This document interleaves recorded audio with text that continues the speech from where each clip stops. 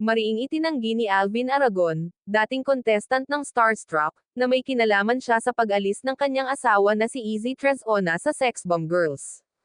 Ayon kay Alvin, matagal nang wala si Izzy sa grupo, noong 2009 pa, at hindi pa sila mag-asawa noon. Sa isang radio interview, sinabi ni Alvin na desisyon iyon ni Izzy matapos siyang maging Christian at sundin ang panawagan ng Diyos. Ibinahagi rin ni Alvin na nagsisimba sila sa Victory Church Ortigas at personal umanong kinausap ni Izzy si Joy Cancio para ipaalam ang kanyang pagre-resign. Muling naging usap-usapan ang isyu matapos ibunyag ni Izzy sa programang Fast Talk with Boy Abunda, na humingi muna siya ng permiso sa asawa bago sumali bilang guest sa reunion concert ng grupo, na naging dahilan para isisi ng ilang fans kay Alvin ang matagal na pagkawala niya. Ayon pa kay Alvin, hindi raw naging madali ang desisyon ngunit sinuportahan niya si Izzy matapos magdasal at magdevotion.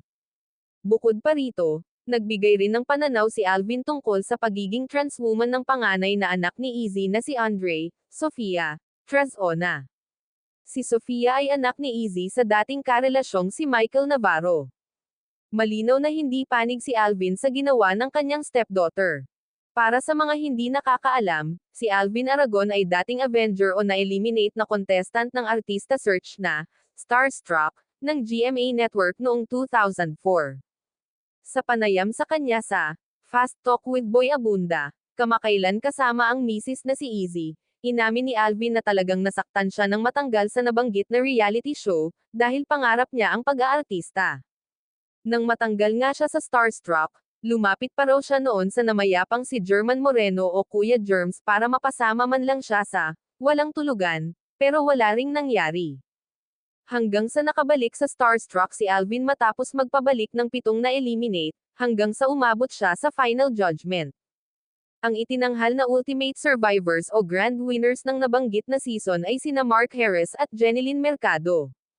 Nabigyan naman ng ilang acting project si Alvin sa Kapuso Network. Ilan sa Kapuso shows na kinabilangan niya ay The Good Daughter at Illumina. February 18, 2012 nang magpakasal sa Christian wedding sina Alvin at Izzy. Sa panayam sa mag-asawa noong 3 ng Marso taong 2012 sa defunct showbiz-oriented talk show na Star Talk TX, ni-reveal ni Alvin na hindi pa pala niya hinahalikan si Izzy noong magjowa pa lang sila. Saka lang niya natikman ang matamis na halik ni Izzy nang sabihin ng pastor sa kasal na pwede na niyang halikan ang bride. Nangako raw kasi si Alvin kay Izzy na igagalang niya ito at hindi hahalikan hanggat hindi pa sila kasal. Batay rito, masasabing noon pa man, talagang matibay ang paninindigan ni Alvin para sa paggalang niya kay Izzy at sa relihiyong kinabibilangan.